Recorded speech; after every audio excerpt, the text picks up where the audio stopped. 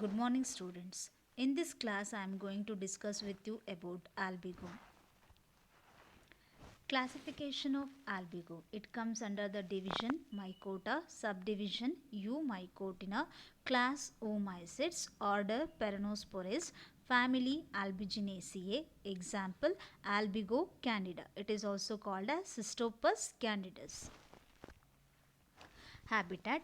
Albigo is a obligate parasite. These are grows on the members of family Brassicaceae like mustard, radish, cabbage, cauliflower, etc.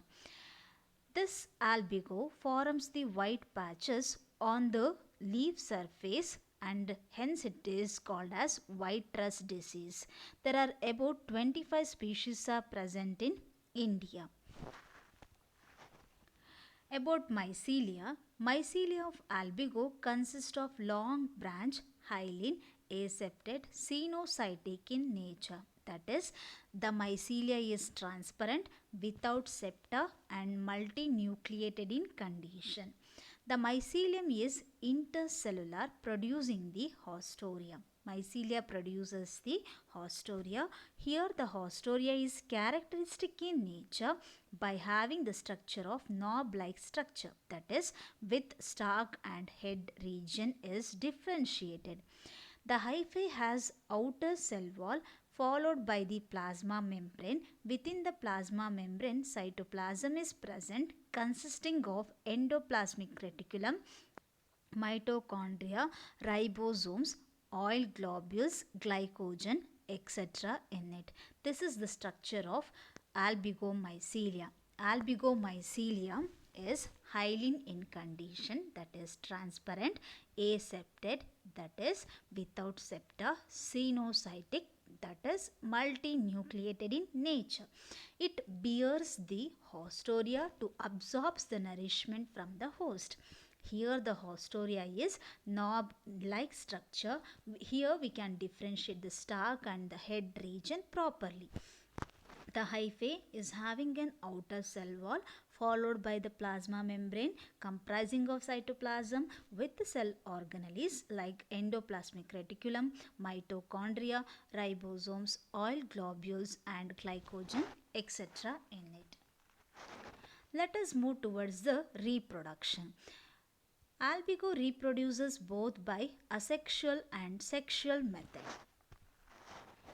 In this class, I am going to discuss with you about the asexual reproduction. Albigo reproduces asexually by the formation of conidia. During asexual reproduction, the intercellular mycelium produces parallelly arranged short erect hyphae known as conidiophores. These are present below the upper epidermis. Each conidiophore at its apex cuts off conidia, which are arranged in chain. Conidia are produced one above the other. Younger conidia are present towards the apex of the conidiophore and older conidia is present away from the conidiophore. Asexual reproduction in case of albigo takes place by the formation of the conidia. During the asexual reproduction, the intercellular mycelium produces the parallelly arranged short erect hyphae and these hyphae are known as conidiophores. These are present below the upper epidermis. Each conidiophore at its apex forms the conidia and these conidia are arranged in the chain-like structure.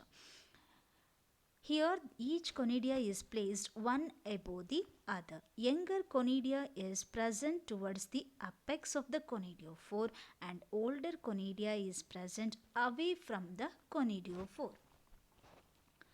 Due to the continuous production of conidia, a pressure is exerted on the epidermis which results in the rupture of epidermis and conidia get exposed and form white patches on the surface of the leaf.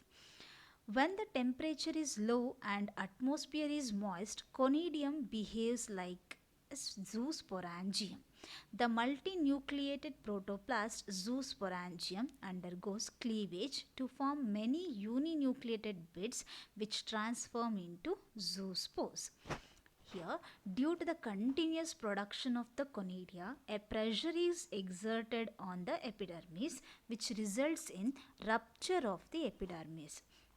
Conidia gets exposed and forms the white patches on the leaf surface. When the temperature is low and the atmosphere is moist, conidia behaves as zoosporangium. The multinucleated protoplast of the zoosporangium undergoes the continuous division to form the uninucleated bits which transform into the zoospores later. These zoospores are first released into the vesicle.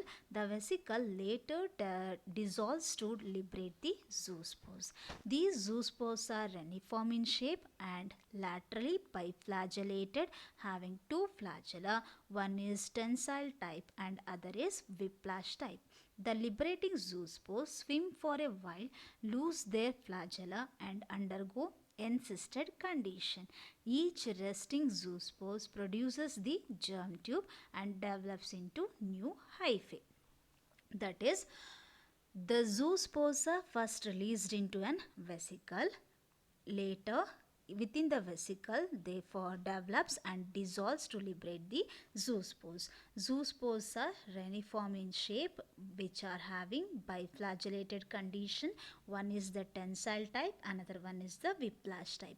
The liberating zoospores swim for a while, lose their flagella and undergo the encysted condition.